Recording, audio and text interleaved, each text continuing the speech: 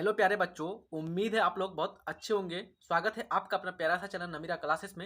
आज के इस वीडियो में हम लोग महत्वपूर्ण 50 ऑब्जेक्टिव प्रश्नों का सॉल्यूशन करेंगे जो आपका मैथ विषय का है। आप लोगों का पहला जो पेपर है एग्जाम का वो है मैथ। और ध्यान रखिएगा ये आपका 14 फरवरी को है। इसमें टोटल कितना क्वेश्चन रहेगा बच्चों? 100 आपका ऑब्जेक्टिव रहेगा। ऑब्जेक्टिव 100 रहेगा, उसमें से आपको 50 बनाना है।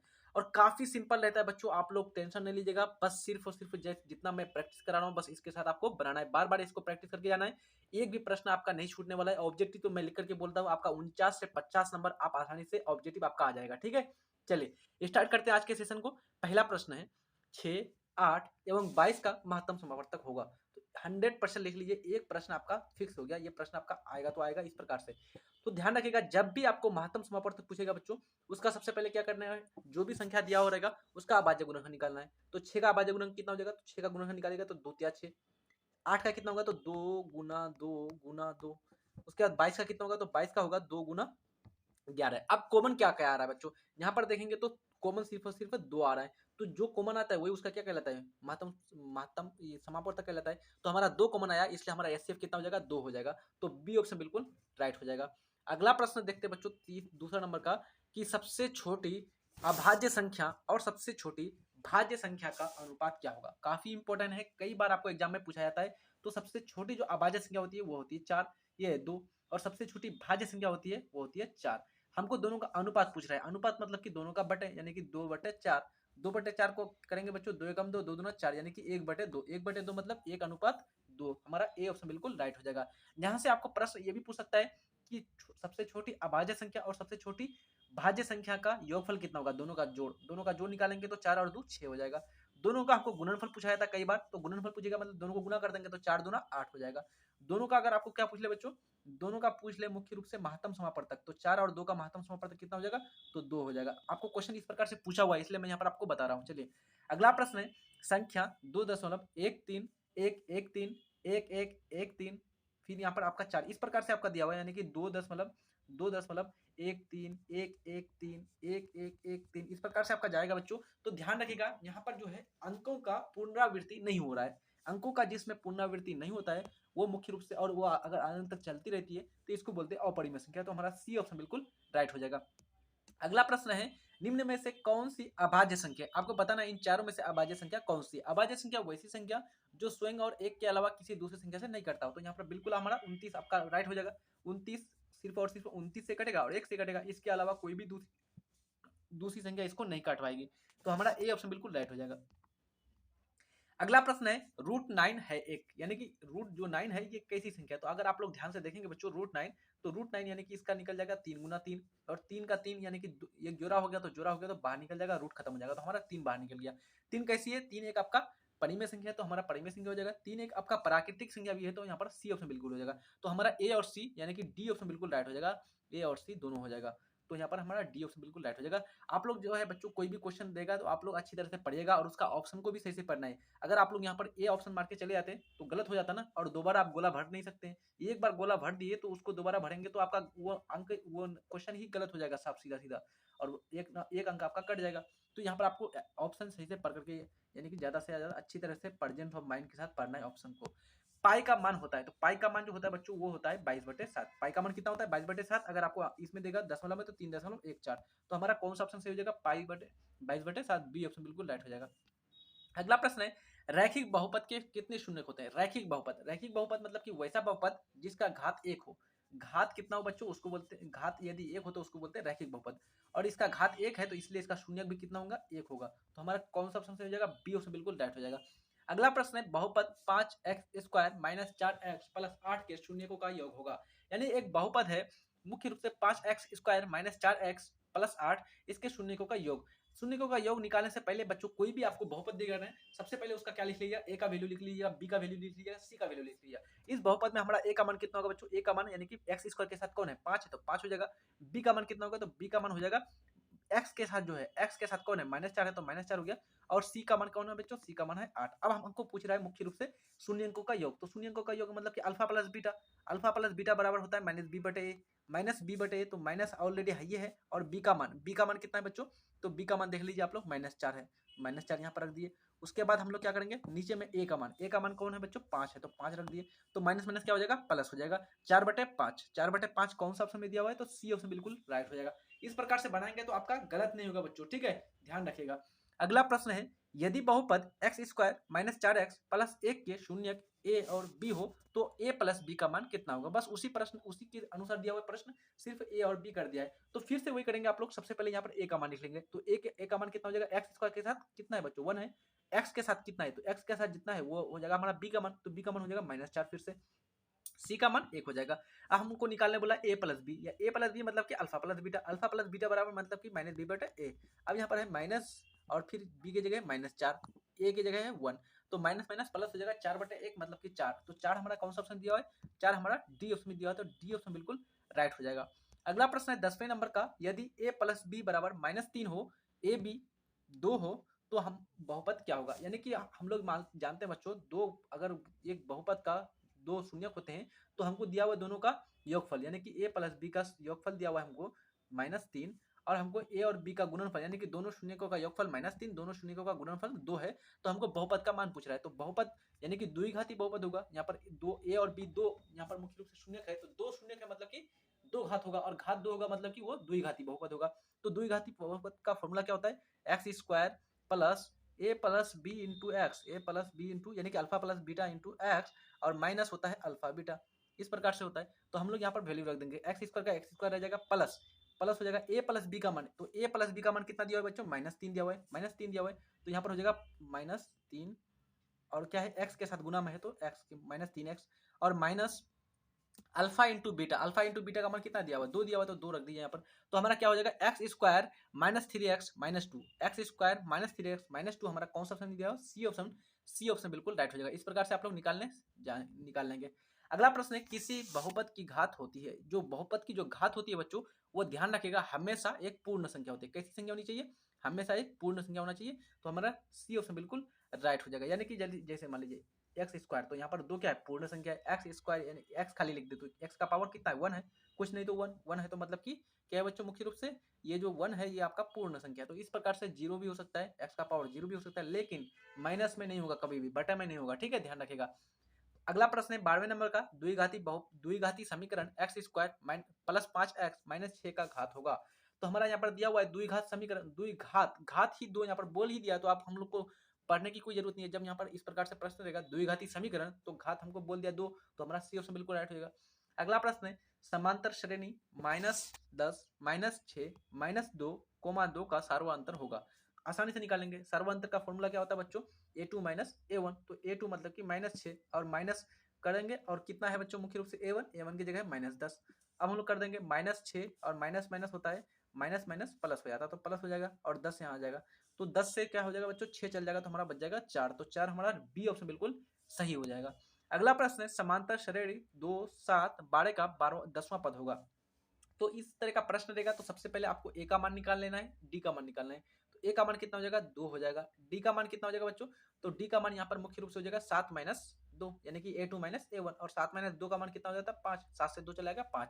अब हम लोग को निकालना है क्या, 10वां पद, तो a10 यहाँ पर रख देंगे। तो an बराबर फॉर्मूला लगाते हैं a plus n - 1 into D.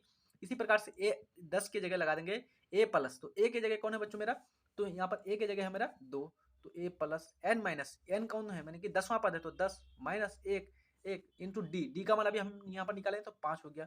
अब यहाँ पर हम लोग सोल्यूशन कर लेंगे। 2 प्लस 10 से 1 चला गया 9, 9 गुना 5 45, 45 हो गया। 45 और 2 कितना हो जाएगा बच्चों, 47, 47 हमारा कौन सा ऑप्शन दिया हुआ है, सी ऑप्शन बिल्कुल सही हो जाएगा। अगला प्रश्न है आपका, त्रिभुज के तीनों कोणों का योग होता है। काफी सिंपल है बच्चों, यहाँ से भी एक प्रश्न आपको त्रिभुज से सिंपल सिंपल पूछा जाता है। तो त्रिभुज के जो तीनों कोण होता है, इन तीनों कोणों का जो योग होता है वो होता है 180 डिग्री। कितना डिग्री, 180 डिग्री। तो बी ऑप्शन बिल्कुल राइट हो जाएगा। यहाँ से एक प्रश्न और पूछा जाता है, एक सरल रेखा के चारों ओर, एक सरल रेखा के एक ओर का कोण कितना डिग्री होता है। तो एक सरल रेखा मान लीजिए ये है, तो इसके एक ओर कितना डिग्री का कोण बनता है बच्चों, 180 डिग्री का। अगर आपको पूछेगा इस प्रकार से, एक बिंदु के चारों ओर कितना डिग्री का कोण बनता है, तो ये आपका मान लीजिए एक बिंदु है, तो इसके चारों ओर कितना डिग्री का कोण बनता है, तो उससे 360 डिग्री का कोण बनता है, ठीक है। तो तीनों में से एक प्रश्न आपको आसानी से आ सकता है। अगला प्रश्न है, त्रिभुज पी क्यू आर में पी क्यू बराबर पी आर है, और कोण क्यू का मान 40 डिग्री है, तो कोण पी का मान कितना होगा। यानी कि एक त्रिभुज है बच्चों, एक त्रिभुज है हमको दिया हुआ है और त्रिभुज में पी क्यू बराबर पी आर, यानी कि ये जो पी क्यू है और ये पी आर जो है बराबर है। और कोण क्यू का जो मान है, ये कोण क्यू इसका मान दिया हुआ है 40 डिग्री। तो हमको पूछ रहा है कि कोण पी का मान कितना होगा, यानी कि इसका मान कितना होगा। तो हम लोग जानते हैं बच्चों ये त्रिभुज कैसा है, समद्विबाहु त्रिभुज है। तो समद्विबाहु त्रिभुज मतलब कि दो कोण बराबर होगा। तो इस भुजा के आप लोग को इस प्रकार से निकालेंगे, ये भुजा है पी आर वाला, पी आर के सामने वाले को 40 डिग्री है, 40 डिग्री है। तो इसके सामने वाले कोण कितना होगा बच्चों, पी क्यू के सामने वाले का कोण कितना होगा, तो ये हो जाएगा मुख्य रूप से सामने वाले का कितना हो जाएगा बच्चों, तो निकाल लेंगे आसानी से। यानी कि ये 40 डिग्री है तो इसके सामने वाले का भी 40 डिग्री होगा, क्योंकि हम लोग जानते हैं समान भुजा के सामने की कोण समान होते हैं, समान भुजा के सामने की कोण क्या होती है, बराबर होती है। तो अब हम लोग यहाँ पर अगर 40 डिग्री ये हो गया और एक तरफ हो गया हमारा कोण आर का मान निकल गया, कोण आर का मान कितना हो जाएगा, तो कोण आर का भी मान 40 डिग्री हो गया। तो हम लोग यहाँ पर क्या निकालेंगे, आसानी से निकाल सकते हैं क्या, कैसे निकालेंगे, तो हम लोग निकालेंगे कोण पी बराबर हो जाएगा 180 डिग्री, 180 डिग्री माइनस कोण क्यू प्लस कोण आर, यानी कि 40 डिग्री प्लस 40 डिग्री कितना हो जाएगा 80 डिग्री। तो 180 डिग्री से निकालेंगे 80 डिग्री तो कितना हो जाएगा 100 डिग्री बच जाएगा। डी ऑप्शन बिल्कुल सही हो जाएगा। अगला प्रश्न है, अगर दो त्रिभुज की संगत भुजाएं समानुपाती हैं तो वह दोनों त्रिभुज क्या होंगी। तो आप लोग ध्यान रखिएगा, यदि दो त्रिभुज दिया हुआ है और दोनों त्रिभुजों के भुजाएं जो है एक दूसरे के समानुपाती है तो मुख्य रूप से वो दोनों त्रिभुज क्या हो जाएंगे, समरूप हो जाएंगे। तो सी ऑप्शन बिल्कुल राइट हो जाएगा। 18वें नंबर का प्रश्न है, समरूप त्रिभुजों के क्षेत्रफल का अनुपात 16:81 है तो भुजाओं का अनुपात क्या होगा। तो देखिए इस प्रकार से आप लोग ये सब प्रश्न को सोल्यूशन कर लेंगे। क्षेत्रफल का अनुपात दिया हुआ है 16:81 और हमको पूछ रहा है भुजा का अनुपात क्या होगा। तो देखिए बच्चों क्षेत्रफल क्या होता है, ज्यादा होता है और भुजा यानी कि भुजा की जो लंबाई होगी वो क्या होगी, कम होगी क्षेत्रफल की तुलना में। तो हम लोग क्या करेंगे, इस तुलना में इसमें दोनों में रूट चला देंगे, ठीक है, दोनों में रूट चला देंगे। तो सीधा सीधा यहाँ पर ट्रिक से सोल्यूशन कर देंगे। तो रूट चलाएंगे तो रूट 16 किसका वर्ग होता है, चार का, और 81 किसका होता है, तो 9 का। तो 4:9, 4:9 कौन सा ऑप्शन में दिया हुआ है, तो सी ऑप्शन बिल्कुल सही हो जाएगा। अगला प्रश्न है, बिंदु -6 -7 का कोटि है, इसमें से आपको कोटि बताना है। तो याद रहे बच्चों आपको, कोई भी बिंदु रहता है, यहाँ पर रहता है x और यहाँ पर रहता है y, है ना। x की जगह कुछ भी रख लीजिए, मान लीजिए 1 और y की जगह मान लीजिए रख दिए 2। तो यहाँ पर जो x जो कोऑर्डिनेट होता है बच्चों, इसको बोलते हैं हम लोग भुज और इसको y को बोलते हैं कोटि। जैसे यहाँ पर एक अगर रहेगा तो एक हो जाएगा हमारा भुज और दो हो जाएगा हमारा कोटि। तो इस प्रकार से एक प्रश्न यहाँ से आपको आसानी से मिल जाएगा। तो अब आप यहाँ बता दीजिए -6 और -7 में कोटि कौन सा है। तो -6 और -7 में देखेंगे सही से, तो -7 है y का मान, यानी कि y वाला। तो y को हम लोग बोलते हैं कोटि। तो कोटि हमारा क्या हो जाएगा, -7 हो जाएगा। तो सी ऑप्शन बिल्कुल राइट हो जाएगा। अगला प्रश्न है, एक्स अक्ष का समीकरण होता है, यानी जो एक्स अक्ष होता है, एक्स एक्सिस, इसका समीकरण क्या होगा। तो मैंने कई बार बताया आपको, यदि आपको एक्स एक्सिस का पूछेगा तो आपको बताना है सीधा सीधा y बराबर 0, y बराबर 0। और जब y एक्सिस का पूछेगा तो x बराबर 0, ठीक है। तो हमारा यहाँ पर एक्स अक्ष का पूछ रहा है, इसलिए हो जाएगा हमारा y बराबर 0। तो बी ऑप्शन बिल्कुल सही हो जाएगा। अगला प्रश्न है, समांतर श्रेणी 5, 8, 11 का कौन सा पद 383 है। तो हम लोग इस तरह से कोई भी प्रश्न रहेगा बच्चों तो सीधा सीधा क्या लिखना है, पहले ए का मान निकालना है, फिर उसके बाद डी लिखना है, फिर उसके बाद सोल्यूशन करना है। तो ए हो जाएगा हमारा 5, ए बराबर हो जाएगा 5। डी का मान कितना हो जाएगा, तो डी का मान A2 - A1, 8 - 5 कितना हो जाएगा, 3 हो जाएगा। हमको बोला कि इसका कौन सा ऐसा पद है जिसका वैल्यू 383। तो हम लोग लगा देंगे ए एन, यानी कि हमको मान नहीं, एन का वैल्यू नहीं मालूम है, कौन सा पद होगा हमको नहीं मालूम है, निकालने बोल रहा है। तो ए एन बराबर कितना हो गया, 83, ये 383। अब फॉर्मूला लगा दिए ए एन का, तो ए एन बराबर होता है a plus n minus one into d. A की जगह है 5, 5 plus n minus one, n की जगह नहीं मालूम है n minus one into d. D का मान कितना है बच्चों, 3, अभी हम लोग निकाले 3, बराबर कितना हो जाएगा, तो 383, 383। अब क्या करेंगे, एन माइनस वन इंटू 3 बराबर 383 इस प्रकार यहाँ, और ये प्लस 5 इस पार है। तो इसको उस पार भेज देंगे, उस पार भेज देंगे तो माइनस हो जाएगा। तो 383 से 5 घटा देंगे बच्चों तो कितना हो जाएगा, 378 हो जाएगा, 378। अब एन माइनस वन करेंगे और बराबर में उस पार, तो ये 3 इधर क्या है, गुना में है, उस पार जाएगा तो भाग में चल जाएगा। तो 378 बटे, यहाँ पर देख लीजिए आप लोग, 378 बटे 3 हो जाएगा। और इसको भाग देंगे तो कितना हो जाएगा, तो 3 कम 3 कट जाएगा बच्चों आसानी से, 3 कम 3 और 3 दूना 6, 3 6 18, 126। और ये -1 को उस पार भेजेंगे तो कितना हो जाएगा बच्चों, 126 और 127। तो 127 कौन सा ऑप्शन दिया हुआ है, डी ऑप्शन बिल्कुल राइट हो जाएगा। अगला प्रश्न है, निम्नलिखित में से कौन √3/2 के बराबर है। तो हम लोग जानते हैं बच्चों, जो साइन 60 डिग्री का मान होता है वो होता है √3/2। तो आप लोग याद रखिएगा, साइन 60 डिग्री का वैल्यू होता है √3/2 और कोस 30 डिग्री। कोस 30 डिग्री का वैल्यू होता है √3/2, यानी कि साइन का अगर 60 का वैल्यू जो होगा वो होगा कोस 30 डिग्री। साइन 30 डिग्री का वैल्यू जितना होगा वो होता है कोस 60 डिग्री के बराबर। ठीक है, अगला प्रश्न है साइन 30 डिग्री, ये यहाँ पर कौन सा ऑप्शन सही हो जाएगा, तो यहाँ पर हमारा बी ऑप्शन बिल्कुल राइट हो जाएगा।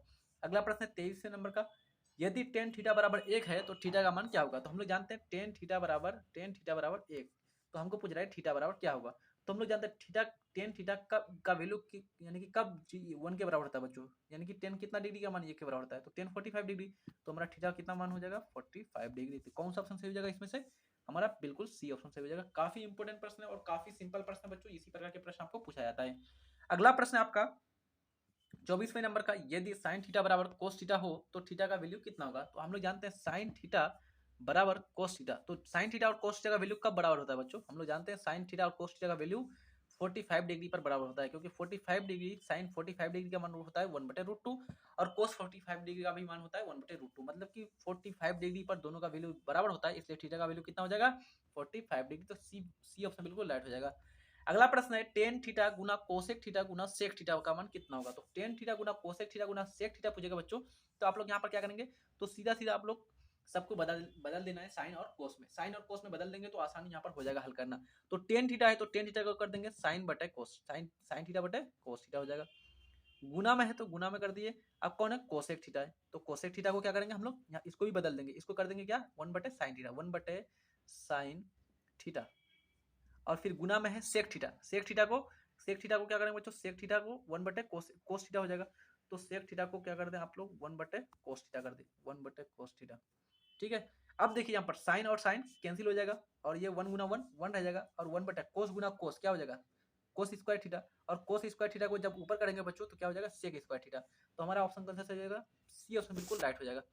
अगला प्रश्न है यदि 4 tan थीटा बराबर 3 हो तो cos square theta minus sine square theta का मान कितना होगा। काफी इंपॉर्टेंट प्रश्न है बच्चों, आपको त्रिकोणमिति से कम 20 ऑब्जेक्टिव मिलेगा। कितना ऑब्जेक्टिव आएगा त्रिकोणमिति से 20 से 30 ऑब्जेक्टिव सिर्फ इस चैप्टर से आने वाला है। यदि आपका त्रिकोणमिति अच्छा है तो बस यही चैप्टर आपको आसानी से पास करा देगा। अगर इससे आपको 30 ऑब्जेक्टिव मिल गया सीधा सीधा तो और क्या है बच्चों, मैंने कि 20 से 20 तो मिलना ही है, 20 ऑब्जेक्टिव आपका इस चैप्टर से आएगा तो आएगा। ठीक है, अब 20 क्वेश्चन आसानी से मिल जाएगा, उसके बाद लघु उत्तरीय प्रश्न में आएगा, दीर्घ में आएगा। अगर त्रिकोणमिति अच्छा से आता है तो मैं तो ऐसे ही एक ही चैप्टर आपको पास करा देगा। ठीक है, इस चैप्टर से डरता है बहुत सारे बच्चे, लेकिन आप लोग को डरने की कोई जरूरत नहीं है, सिर्फ थोड़ा सा आप लोगों को फॉर्मूला पर थोड़ा सा काम करना है। ठीक है, हमको पूछ रहा है कि 4 tan थीटा बराबर है 3, तो हमको पूछ रहा है कोस स्क्वायर थीटा और साइन स्क्वायर थीटा का वैल्यू कितना होगा। तो हम लोग सबसे पहले जानते हैं टेन थीटा बराबर होता है पी बटे बी, तो 3 है इस बार, ये इसको इस बार भेज दे तो 4 हो जाएगा।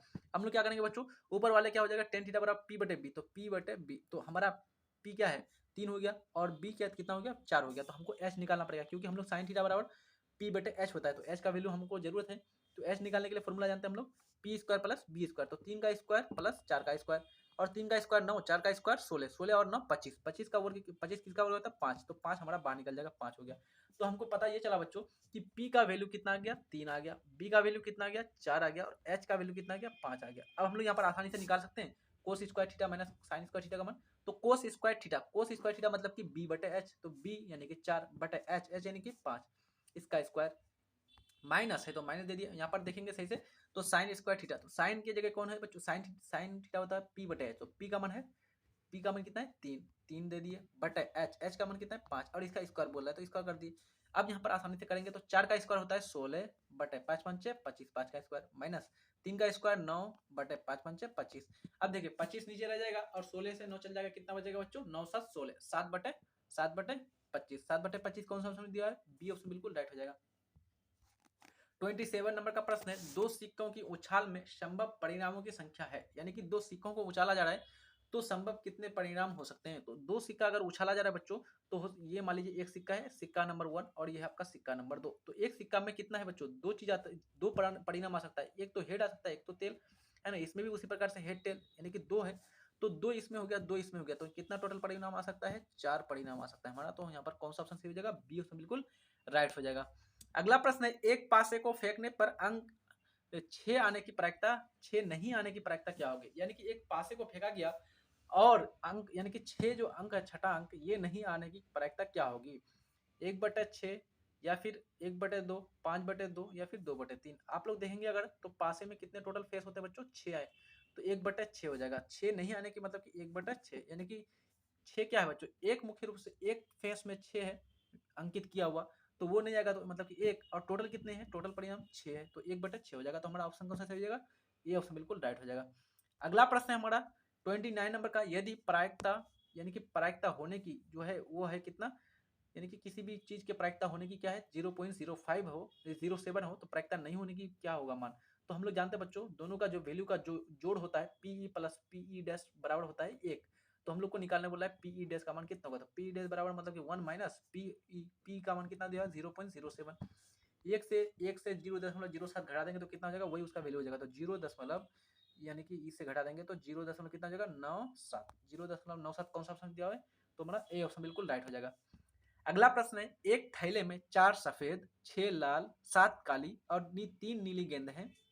एक गेंद यादृच्छिक निकाली जाती है, इसके सफेद होने की संभावना क्या होगी। तो हम लोग क्या करेंगे इसके लिए मुख्य रूप से बच्चों, इसके लिए हम लोग कर देंगे सारे, सबसे पहले टोटल परिणाम जोड़ लेंगे। तो 4 सफेद हो गया, 6 लाल हो गया, प्लस 7 काली हो गया, 3 नीली हो गया। अब इसको जोड़ दिए टोटल तो कितना हो जाएगा, 7 और 3 10, 10 और 6 16, 16 और 4 20, यानी कि टोटल कितने गेंद है एक थैली में, 20 गेंद है। हमको पूछ रहा है कि इसमें से एक गेंद निकाला जाए और उस गेंद के सफेद होने की प्रायिकता क्या होगी। तो सफेद हमारे पास कितने गेंद है, 4 गेंद है, तो 4 सफेद गेंद है हमारे पास, तो निकालेंगे तो ये सफेद होने की संभावना कितनी होगी। तो सबसे पहले टोटल हमारे पास सफेद कितना 4 है, और टोटल गेंद कितनी है तो 20 है, तो यही हो जाएगा हमारा प्रायिकता। 4 एकम 4, 4 5 20, यानी कि 1/5। 1/5 कौन सा ऑप्शन में दिया हुआ है, हमारा डी ऑप्शन में दिया हुआ है, तो डी ऑप्शन बिल्कुल सही हो जाएगा। अगला प्रश्न है, एबीसी एक समकोण त्रिभुज है जिसमें कोण सी बराबर 90 डिग्री है, और तो कोण कोस ए प्लस बी का मान कितना होगा। यानी कि हमको पूछ रहा है, बोल रहा है बच्चों, एक त्रिभुज है इस प्रकार से, और मुख्य रूप से इसका जो कोण सी है वो है 90 डिग्री, और एक हो गया मान ली ए और एक हो गया बी, है ना। अब जब ये 90 डिग्री हो गया बच्चों एक कोण, और हम लोग जानते हैं त्रिभुज के तीनों कोणों का जो कितना डिग्री होता है, त्रिभुज के तीनों कोणों का जो 180 डिग्री होता है। तो अब कोण ए और बी का मान कितना होगा, तो कोण ए प्लस कोण बी बराबर कितना होगा, तो कोण ए प्लस कोण बी बराबर भी 90 डिग्री होगा, क्योंकि ये दोनों मिलकर 90 होगा और ये अकेला 90, 90 90 180 हो जाएगा, है ना। हमको पूछ रहा है कोस कोस ए प्लस बी का मान कितना होगा। कोस ए प्लस बी मतलब कि कोस 90 डिग्री, कोस 90 डिग्री का मान होता है 0। 0 हमारा कौन सा ऑप्शन दिया है, तो ए ऑप्शन बिल्कुल राइट हो जाएगा। अगला प्रश्न है, कोस 60 डिग्री गुना कोस 30 डिग्री माइनस साइन 60 डिग्री गुना साइन 30 डिग्री का मान कितना होगा। तो हम लोग वैल्यू रख देंगे, कोस 60 डिग्री का वैल्यू कितना होता है, तो 1/2 गुना कोस 30 डिग्री का मान कितना होता है, √3/2 माइनस साइन 60 डिग्री का मान होता है √3/2 गुना कोस ये साइन 30 डिग्री का मान कितना होता है, तो साइन 30 डिग्री का मान होता है बच्चों मुख्य रूप से 1/2। अब देखिए दोनों तरफ सेम है कि नहीं है, √3/4, और इधर भी देखेंगे गुना करके √3/4, ये कैंसिल हो जाएगा पूरा, ये है प्लस में और इधर है माइनस में, तो खत्म हो गया। तो जीरो जीरो कौन सा ऑप्शन में दिया हुआ है, ए ऑप्शन बिल्कुल राइट हो जाएगा। अगला प्रश्न है, एक मीनार से 100 मीटर दूर स्थित बिंदु पर मीनार का उन्नयन कोण 60 डिग्री है, तो मीनार की ऊंचाई क्या होगी। हमको पूछ रहा है, एक मीनार से 100 मीटर दूर, 100 मीटर दूर पर इसका उन्नयन कोण मतलब कि ये उन्नयन कोण जो है ये कितना डिग्री है, 60 डिग्री है। तो ये जो मीनार है इसकी ऊंचाई क्या होगी, इसकी ऊंचाई मान लीजिए है h, तो ये हो गया h, तो ये हो गया हमारा p यानी कि इसका, और ये हो गया b। तो p और b में कौन संबंध स्थापित करता है, टेन थीटा, तो टेन थीटा बराबर लग जाए, तो टेन थीटा कितना है बच्चों 60 डिग्री, तो टेन 60 डिग्री बराबर कितना हो जाएगा, तो टेन 60 डिग्री बराबर h/100। हमको हाइट निकालना था, तो हाइट निकल जाएगा आसानी से। टेन कितना डिग्री का मान, टेन 60 डिग्री का मान कितना होता है, टेन 60 डिग्री मान होता है √3, तो √3 हो जाएगा, √3 बराबर h/100। h का मान कितना हो जाएगा बच्चों, तो 100 गुना √3, तो 100 गुना √3 कौन सा ऑप्शन में दिया हुआ है, 100 √3 हमारा दिया हुआ है, 100 √3 मीटर दो ऑप्शन में दिया हुआ है बच्चों, तो यहाँ पर थोड़ा सा मिसिंग हुआ। अच्छा 100 √3 हमारे यहाँ पर दिया हुआ है, यहाँ पर नीचे में जो है ये बटे में दिया हुआ है, ध्यान से देखिएगा सही से ऑप्शन को पढ़िएगा तो आपको आंसर मिल जाएगा। तो यहाँ पर हमारा ए ऑप्शन बिल्कुल राइट हो जाएगा। अगला प्रश्न है, यदि a बराबर b बराबर 90 डिग्री हो तो साइन a प्लस b का मान कितना होगा।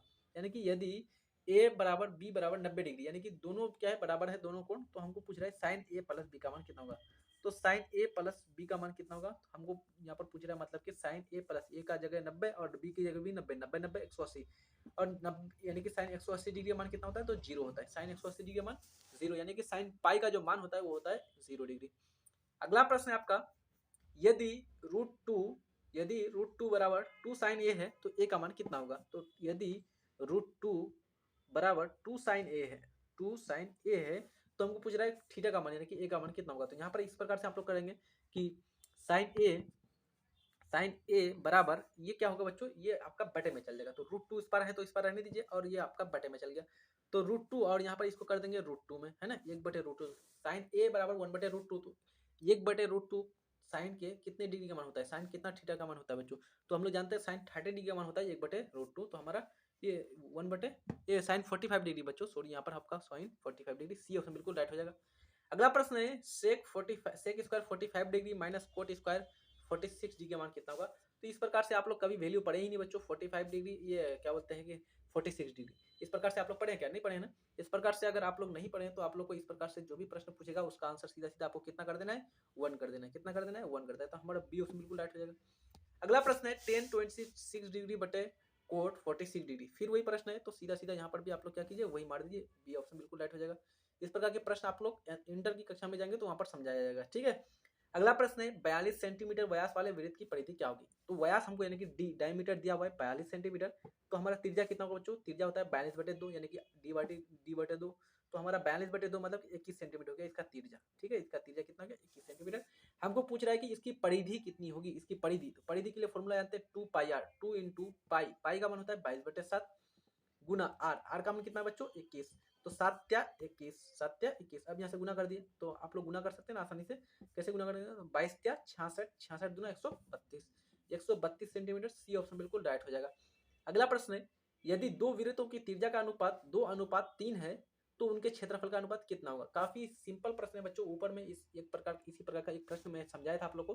तो आप लोग को दिया हुआ है वृत्त की त्रिज्याओं का अनुपात, तो आप लोग लीजिएगा त्रिज्याओं का अनुपात जो है 2:3 है, तो हमको पूछ रहा है क्षेत्रफल का अनुपात क्या होगा। तो मैंने ऊपर में बताया था एक प्रश्न, क्षेत्रफल का अनुपात दिया हुआ था और उसकी लंबाइयों का अनुपात निकाला था। उस प्रकार से हम लोग यहाँ पर क्षेत्र त्रिज्या दिया हुआ है और क्षेत्रफल मांग रहा है, तो क्षेत्रफल क्या होता है बच्चों, त्रिज्या से बड़ा होता है, इसलिए यहाँ पर त्रिज्या पर क्या कर देंगे, स्क्वायर कर देंगे तो हमारा निकल जाएगा। और जब क्षेत्रफल दिया हुआ रहेगा, त्रिज्या निकालना है तो उस पर रूट चला देंगे। तो इस प्रकार से स्क्वायर करेंगे बच्चों, 2 का स्क्वायर 4 होता है, 3 का स्क्वायर 9 होता है, 4:9 कौन सा ऑप्शन में दिया हुआ है, तो सी बिल्कुल राइट हो जाएगा। 40 नंबर का प्रश्न है 40वें नंबर का, यदि एक वृत्त की परिधि 8 पाई है तो इसका क्षेत्रफल कितना होगा। यानी एक वृत्त है और उसकी परिधि दिया हुआ है, यानी कि परिधि होता है वृत्त की परिधि 2πr, इसकी परिधि का मान जो दिया हुआ है वो है 8 पाई। क्या दिया हुआ है, 8 पाई।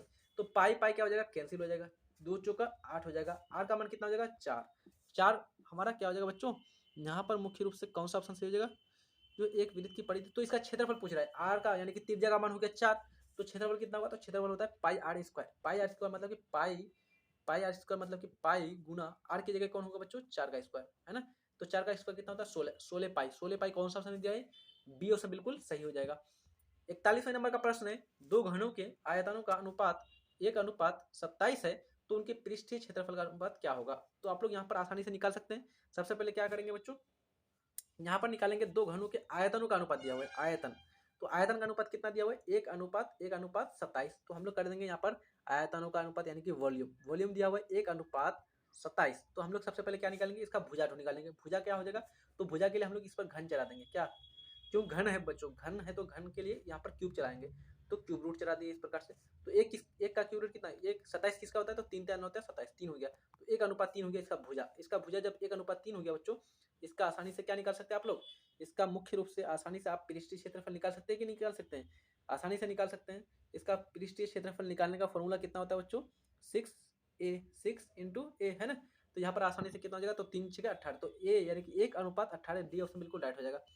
अगला प्रश्न है प्रथम 5 प्राकृतिक संख्याओं का माध्य कितना होगा। प्रथम 5 प्राकृतिक संख्या, तो प्राकृतिक संख्या कहाँ से होती है, 1 से शुरू होती है, 1 + 2 + 3 + 4 + 5, प्रथम 5 आपको पूछ रहा है, तो ये 3 और 2 5, प्रथम 5 हो गया प्राकृतिक संख्या। इसका माध्य, माध्य मतलब कि क्या करेंगे बच्चों, टोटल जितने नंबर लिया उससे भाग दे देंगे, तो 5 हमारा है तो 5 भाग दे देंगे, इस प्रकार से कितना हो जाएगा। तो टोटल जो 5 प्राकृतिक संख्या इसका योग कितना होता है, 5 × 4 = 9, 3 × 12 = 14 और 15/5, 15/5 मतलब कि कितना हो जाएगा, 5×15, तो 3 हो जाएगा। 3 कौन सा ऑप्शन दिया है, ए ऑप्शन बिल्कुल राइट हो जाएगा।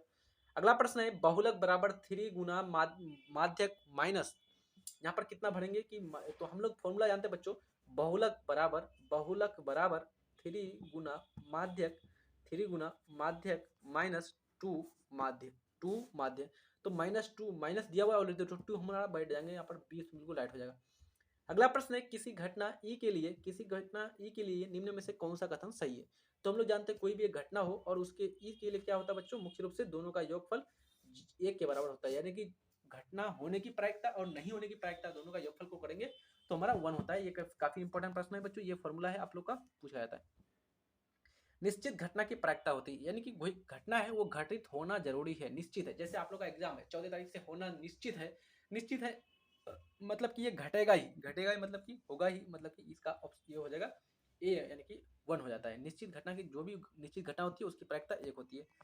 एक साथ दो सिक्कों को उछालने पर कम से कम एक हेड आने की प्रायिकता क्या होगी?